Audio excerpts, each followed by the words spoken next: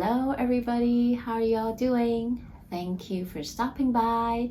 In this video, we are going to talk about the planetary weather forecast, what is happening up in the sky this coming week, April 25th to May 1st. Can you believe we are already stepping into the 5th month of this year?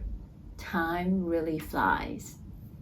And we are also in eclipse season. This week's energy is really packed. We're building up to that solar eclipse in Taurus that we will experience this weekend, Saturday or Sunday, depending where you are in the world.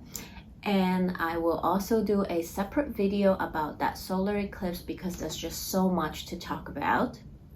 And there will be an all signs reading in that video too. So if you want to have a more detailed information of what this solar eclipse mean to you and what energy might you be embodying, receiving under this solar eclipse, because eclipses are powerful, sometimes also bring in fated change or sudden shifts that are meant to guide us moving forward in life.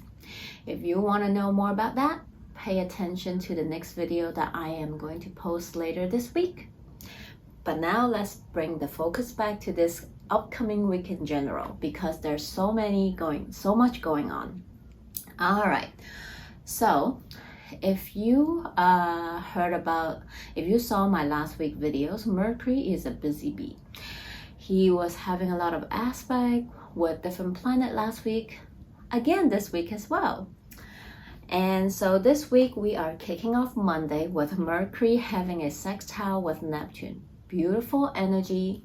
When we're talking about Mercury, which is the planet of our thoughts, communication, having a sextile with Neptune, which is a more dreamy, creative vibe. It also talks about our psyche, our subconscious. It is ruler of Pisces, so it is talking about thoughts and communication sometimes we cannot see with our physical eyes.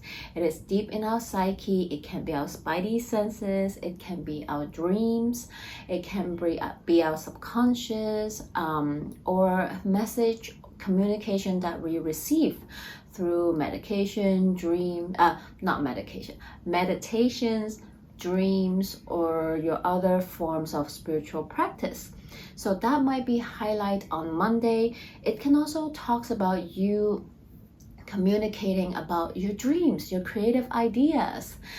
Maybe you might share that with your friends, family, or people.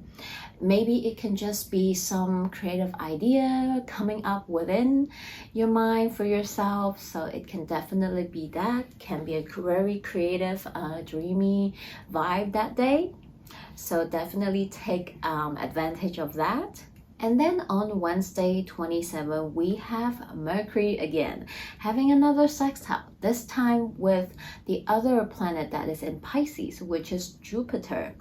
So Neptune and Jupiter are still in Pisces. They just had their conjunction. So now on Wednesday, Mercury is having a sextile with Jupiter. Jupiter is the planet of expansion, abundance, and all that. And it's a very benefic energy. So having a sextile with Mercury, it can be positive communications for you and others. You might be more open and brave to speak your mind, to communicate your voice, get it out there. It can be also about, again, Jupiter is also a planet about philosophy, spiritual learning, long distance travel, pursuits, something like that. So it can be communication around those topics as well. So maybe it's you thinking about some spiritual pursuits or study.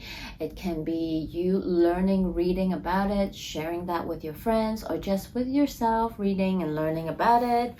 It can maybe you starting to plan a long distance travel. Maybe, well, for most of us, Maybe because of what happened around the world for the past couple of years, you haven't been travel much. And maybe today you might have an idea to plan a trip that you have been really wanted to go. So this can definitely be about that as well.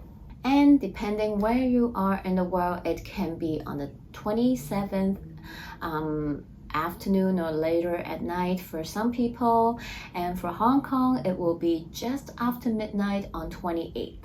Another very beautiful aspect is up in the sky. It is Venus conjuncting Neptune. Both of them are in Pisces, and both of them are enjoying their time in Pisces because Venus is exalted in Pisces, so she's having a great time there, relaxing.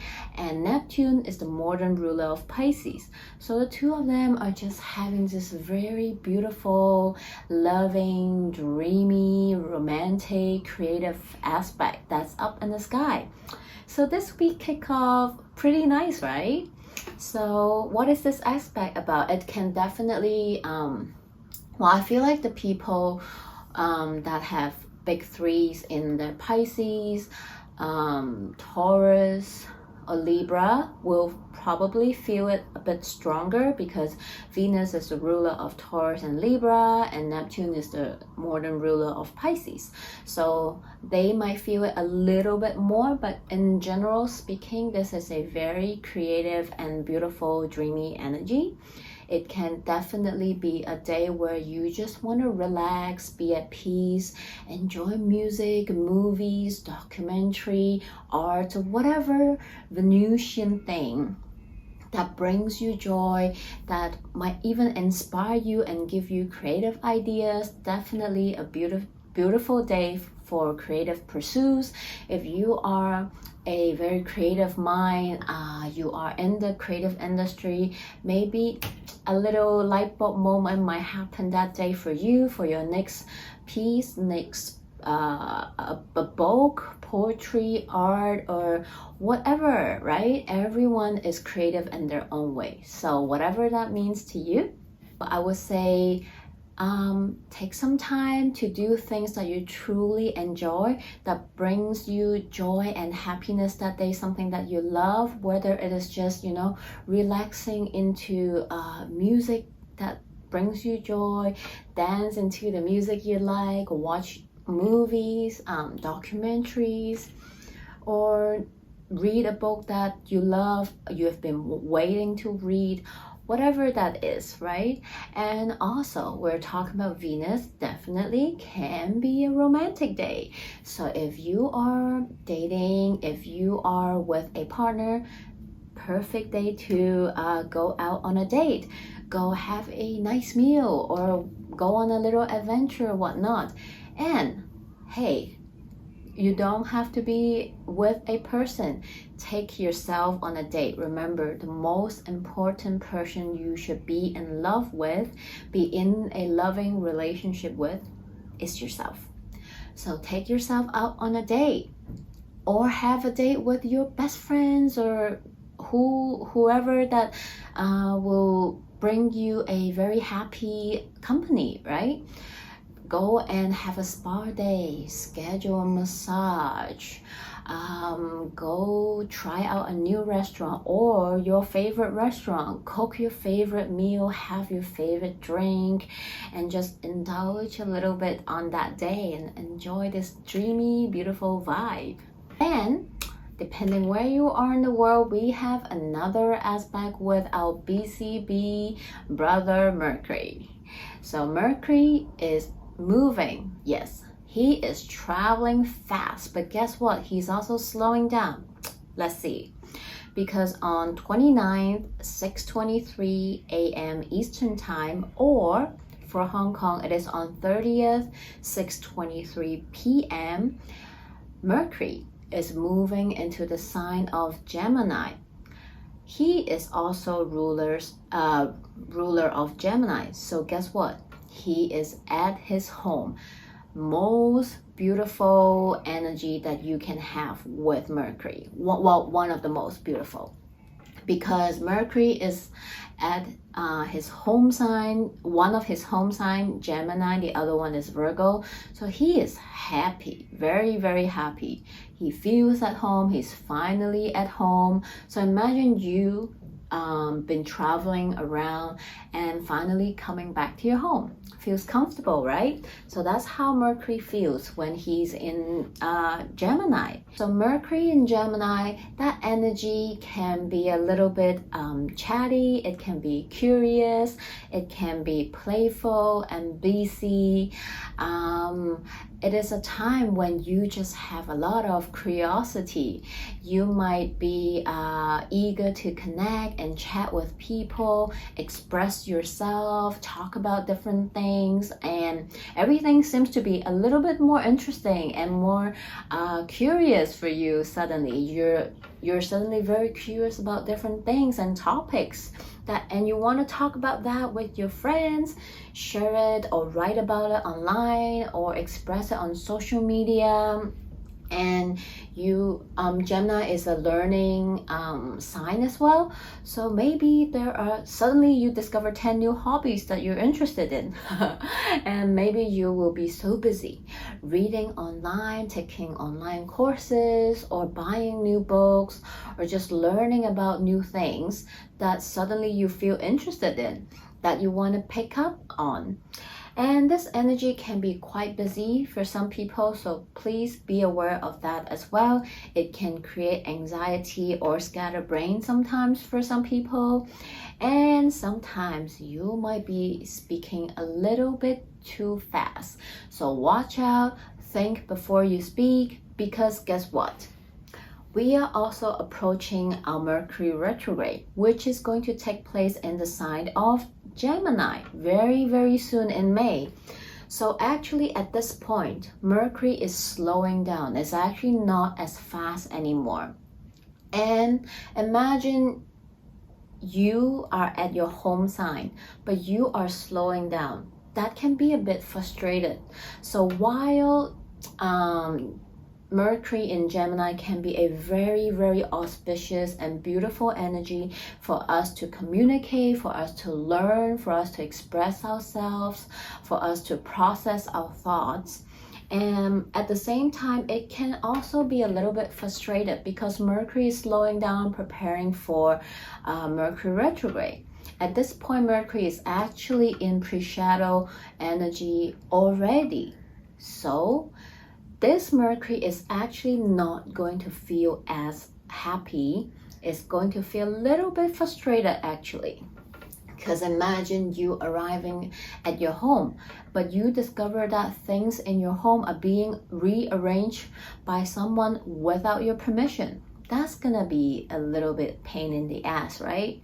So yes, this Mercury can be a bit frustrating.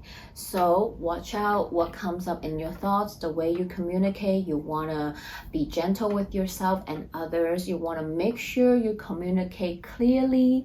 You wanna be a bit more transparent, and maybe slow down when you find yourself too fired up with your thoughts or the way you communicate. So just I would say just be a little bit gentle with yourself and others during this period of time. Of course, do embrace the light attributes of Mercury in Gemini. You might suddenly find yourself in multiple 10 group chats on those social media or chatting apps, and very busy chatting with all the group chats. And be careful, information might be mixed up. And also you might feel like I said, you might be very curious about a lot of things, wanting to learn and wanting to know more about. You want to take course, you want to read books about that, and then you want to try out that hobby, you want to do this, do that. While it is good to explore, but also avoid overcommitting yourself, and because it might backfire. Also, just pay attention to what comes up in your thoughts or what you're talking about with yourself or others. What are the conversation about? What come up in your mind or your heart during this period of time between now and before we start our Mercury retrograde on May 10th? Because the chances are all that is happening between this period of time might resurface when Mercury retrograde in Gemini and come back to all these degree points. So see what comes up for you. Remember, take your time, slow down if you have to, be gentle with yourself and others. And on the same day, on 29 to 38 p.m. Eastern Time, or for Hong Kong, it is going to be on the 30th, 2:33 a.m., just a little after midnight in Hong Kong. Well, we are having our first planet going retrograde. Pluto in Capricorn is going to start his retrograde journey. So I know that many people, when they hear a planet going retrograde, they immediately have negative feelings about it. They immediately, well, oh my God, this planet or that planet is going retrograde. What is gonna happen? Shit's gonna hit the fan. Oh my God, what are we gonna do?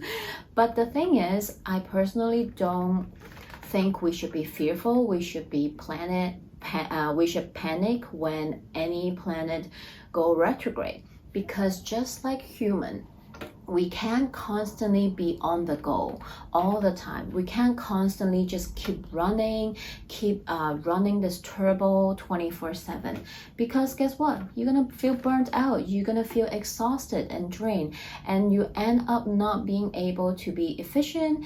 You end up not being to do things that you want, or you might just hurt yourself. Just like the energy of planet, they need their downtime too. So this is what's happening when a planet go retrograde. It is not here to bring you shit. It is here to remind you, hey, you gotta slow down too, all right? Pluto is the planet of transformation. It is about the underworld. It is about death and rebirth. And it is about cathartic excavation work that we can embody within ourselves, right? And so when Pluto is in retrograde, it is giving us a period of time to slow down, to reflect on what happened during the past few months in life, and it is a chance to invite us to slow down, to take a look, see what happened in the past few months. It is time to reflect and integrate whatever experience lesson we learn that happened during the past few months when Pluto is direct. So you can think about, well, what happened during the past few months for you on your human journey? Did something new happen for you in your life in general, or in one or more areas of your life? Did some shakeup happen? Did you experience some twists and turns up and down in your life, in a particular area, with someone or situation? So it is time to look at what happened during this past few months. Maybe something new started or take place. Maybe you have changed, and now it is time for you to look at what happened, time to reflect on this experiences, on this change, or whatever it is in your human story. And it is time for you to reflect them, to also integrate all this stuff that happened. It is time for you to kind of like merge with all these to have a better understanding. Pluto is about that extra step that sometimes we're scared to take, we're iffy because we're not sure what we might discover, right? But also it is so how to say it, when you are able to do it, it is going to give you that extra deeper level of understanding about yourself, or about certain things in life, about someone, some situation, or an area of your life. Also, sometimes for some people, it might not be some crazy life-changing experiences or changes in life. What, of course, it can be, but it can be subtle changes that you see brewing or that happened behind the scene. And now this is a period of time during Pluto retrograde to invite yourself to sink in a little deeper in our own underworld, to dive into our own underworld and into our consciousness, to take time to ask ourselves questions, to reflect, to look deeper, to do a little bit of excavating work and reflect, integrate all these lessons, experiences into our lives so that we can have our little death and rebirth, figurative speaking, of course, to embody a better version of ourselves so that we can know how we want to move and navigate our life journey later on, right?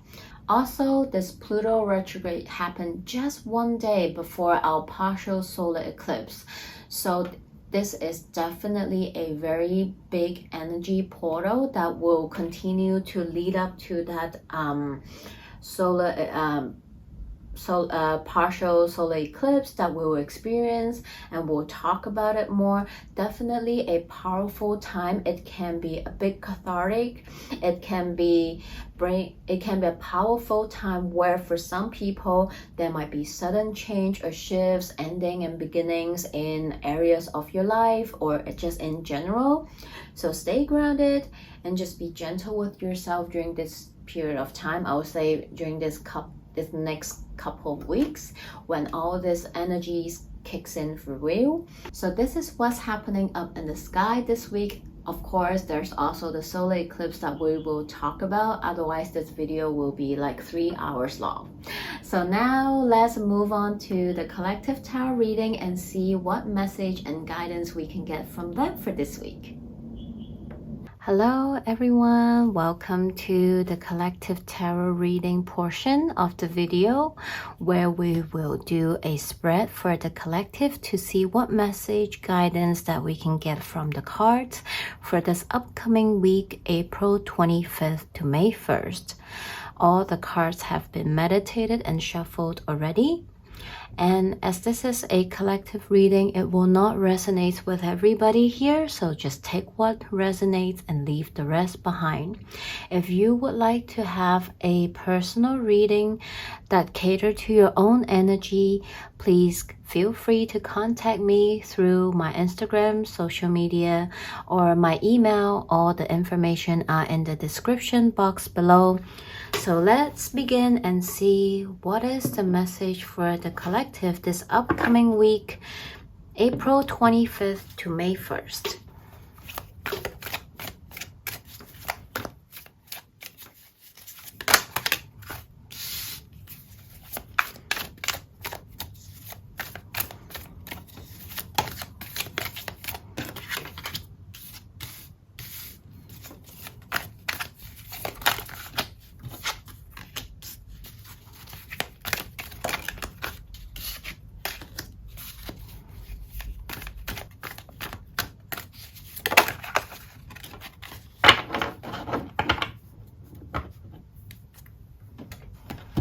Okay, so there's a lot of water elements in this card, water energy, which is talking about our emotions, and which is quite right because I mean we're in eclipse season and we are going to experience our first eclipse this year at the end of the week. So eclipse can be an emotional time, so this definitely makes sense. And again, this is a general reading for the collective, so I am picking up different storylines up here and I will talk about them one by one. So let's see. This week I see that a group of us can be feeling a little bit in our feels this week, definitely. Maybe we are approaching this Pluto retrograde. Also, we are in the pre-shadow energy of Mercury retrograde already. So that is why we can definitely feel those energies already. It's already in the sky, and some of us this week is starting to feel maybe a little nostalgic. We're thinking about we're reflecting what happened during the past few months. Maybe perhaps there are things that you feel regret. You feel like maybe there were some situation that you could have handled it better. Perhaps you feel like you have missed an opportunity of something in life, and you're thinking about them this week, and it is asking you to connect with yourself at a deeper level, at a more emotional level, to really go deep and ask yourself, well, why are these emotions coming up, and what are they trying to teach you or tell you? It is, for some people, it can be a little bit scary to connect with our emotions, to feel our emotions, to admit what we truly want or desire deep down. And for some of us, it can be quite foreign when you are when you're on your healing journey, or when you're just not accustomed to express yourself or to feel your emotions. Maybe that's the way you're brought up, or that's the way you have been told that you need to be strong, you cannot express your emotions, this is a sign of weakness, blah blah blah. And so you're in a push and pull situation about all this stuff that's coming up for you. And the cards are here to encourage you, to let you know that it is totally okay. It doesn't matter how you're brought up, or how you're taught in life, or how you see yourself. The most important thing that now you know, right? Now you know that it is not weak. It is actually strong. It is actually powerful when you let yourself be vulnerable and to connect at a deeper level with yourself. It is nothing more beautiful when you are able to be so brutally honest with yourself, with your emotions. What are you truly feeling, sensing? What that's happening within you. Maybe something in your life, a particular area, multiple areas in your life, or a particular situation, people that you feel like you have missed an opportunity on, that you feel regret about what happened, that perhaps you feel like, well, is it too late now, or am I overthinking? Am I just having all these emotions, blah blah blah? You have all this question coming up. And the cards are encouraging you, it is okay, just let them come out, feel them so that you can process them, and don't be afraid to engage and feel them so that you can truly know what you want, and be brave to speak your truth as well. What is true to you from all these that came up, right? It is asking you ultimately to be curious and be courageous, to look at all these emotions, to feel them, to ask yourself what is true to you now, what do you truly want to do about them. And if it is asking you to go speak your mind, to reach out, to resolve, or to mend, or to let go, whatever that means to you in your human story, and to be able to be brave enough to do that for yourself as well. So this is the first storyline that I see coming up this week. And the second one is, maybe you feel like life has been a little bit out of balance, that you have been maybe working too much and not playing enough, or not resting enough, or vice versa. You have been having a hard time to find the focus to do your job, to be serious about what you should do in your life. Maybe you have been feeling a bit, unsure about the future, and there's an imbalance that's happening in life. Maybe it's in life in general or in a particular area of your life. And this week you see that, and you want to try to seek ways to help yourself to come back to that balance, or at least closer to a balance. Whether you're playing too much, whether you're working too much, or doing something too much in one side and not doing enough on the other side, this week you're trying to find ways to find that balance, find that momentum back into your life, which is really good. And for some, I can see that it is regarding to your career or your money matters, that you have been weighing out different options. Maybe you are planning on a career change, thinking about it, contemplating about it. Maybe you have been thinking about different things. Maybe you have not been working and you're thinking about, oh, maybe it is time to go find a job, or vice versa. Right? Maybe you have been working so much that you just want to take a break. No matter what happens to you in your human story, but it is regarding finding that balance between work and play, rest and go, that kind of balance. And this week you have a better sense of knowing what to do in order to seek a better balance in life. And for another group of people, this week is about you speaking your mind about, I can see a few different things. First, it can be romantic. It can be you expressing yourself to the person that you want to be with, or you want to you want to speak about having that relationship to grow into a deeper level or into the next level. And you have been thinking about it, you have been doing a lot of thinking, and this week you're ready to speak your truth. Maybe it is to reveal how you truly feel about that person in your life. Maybe it's about, ooh, we have been dating for a while and I would like to be with you officially. Or maybe, proposing or whatnot. Maybe it is to mend a relationship. And of course, it can talk about a friendship or family dynamics too. Maybe you guys have been drifting apart, not spending enough time together.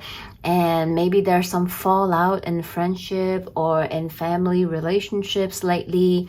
And this week you want to reach out and mend that relationship. So I see that playing out as well. And lastly, another message that I got is you have been thinking about what the hell do you want to do in your life. And this week, I think you are having some, maybe you have been thinking about, or maybe this week you suddenly have, maybe it's that Venus, Neptune's energy, that sextile that help you to find your ultimate dream come true moment for you. Maybe you have been struggling to find something that you truly want to do in life. And this week, it happened. Maybe it's a sudden revelation. Maybe it is a aha moment, a light bulb moment. Oh, this is what I'm passionate about. Whoa, this is what I truly want to do. I want to pursue this creative idea project that I have in my mind, or this is the career path I want to choose, or this is what speaks to my heart. I'm ready to pursue it and talk about it, and start taking that tangible step to pursue my dream, to chase after my dream. So this is very beautiful for you as well. So this is what I see from the tarot card. So now let's take additional cards from all this oracle deck to see what other message and guidance they have for us. And I will take out all the cards from the decks first, and then we'll talk about it. All the cards are out. Okay, wow. Powerful messages we have. I mean, we are going to experience our Taurus new moon, which is a partial solar eclipse this weekend. And look what flew out for us. Exactly that moon energy came out. So let's see. From the Moonology deck, we have new moon in Taurus, prosperity lie ahead. And then we have a new moon in Libra, a romantic cycle begins, which I talked about. For some people this week, it is about you speaking the truth, revealing how you truly feel about a relationship. Maybe for some of you, it is about starting a new romantic cycle or just move into the next level, right? So, wow. And for this new moon in Taurus energy, prosperity lies ahead is always believe that there's always more for us instead of staying in that lack, scarcity mindset. Embracing that stability within ourselves that we can give ourselves, that there's always more, and don't feel that, oh my God, I don't know what's happening. And also whenever we have a new moon, especially this is a 10, this one is going to feel 10 times more powerful because it is a eclipse. So whenever there's an eclipse, it can be a powerful new beginning or awakening, or something might change, take place, move a shift in life. And just believe, understand that no matter what happens during this time, it is meant to happen for your highest good, and just embrace it, right? And also, we have the mutable moon, which we also still have a lot of Pisces energy, which is the mutable sign. Nothing is yet set in stone. Exactly. You don't know when is the end. You don't know what exactly will happen, but just continue to do what you can to trust that there's always more in front of you. Just put your head looking straight and take a step, one step at a time, and continue to move forward, and trust that whatever it is that you want in life, they can all happen. Maybe sometimes not according to the timeline you have in your mind, but definitely happening on divine timing. So from the spirit animal deck, we have Lizard Spirit card 38, which breaks down to the beautiful master number 11. It is about aligning with your soul purpose and aligning with your own energy. It's about trusting, believing, dream the world into being. This is that beautiful Venus sextile Neptune energy is all about. Dream the world into being, trusting that, knowing that it is happening, which is also that solar eclipse energy, right? If you can dream it, you can have it. And then we have card 57, Squirrel Spirit, believe in yourself. Exactly. It is about trusting yourself, just embrace that Taurus spirit, that energy, trusting yourself, knowing your worth and value, and knowing that all the dreams that you have for yourself, they can all come true. Nothing is yet set in stone yet, so there's always a possibility. And then we have card 68, Wombat Spirit, be at home. Exactly what the Taurus is about, right? Embracing that stability, comfort at your home. So beautiful energy and message from the Oracle card. Let's look at this one here from our Oracle of Wisdom, wisdom of the Oracle. So let's look at this card over here from the Wisdom of the Oracle deck. We have card 50, no place like home. Again, showing off that Taurus spirit energy again, no place like home.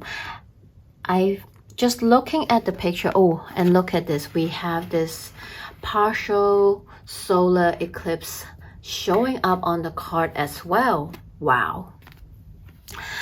And look at this house that is hanging in the air, and yet It is still shining. The light is shining. It looks still, right? It doesn't look like it's flopping or like dangerous. Yet when you look at the card, even though the house is not on the ground, it is hanging on this thing, but yet I can just sense this stillness, comfort, safety that is showing up in the card. And this card is here to tell us that no matter what's happening around the world, around your world and in the world, the most important thing is us knowing that there's always a home within ourselves. Being able to know ourselves, be honest with ourselves, come back with ourselves and trust ourselves, what it is that is true to us, what it is that we truly want and desire in life for ourselves, no one else but yourself, right? This is ultimately what you're supposed to do in this lifetime. So I think this is a powerful message to remind ourselves, when in doubt, come back to yourself. Come back to that home of yourself that you have within you. And there lies all the answers that you need.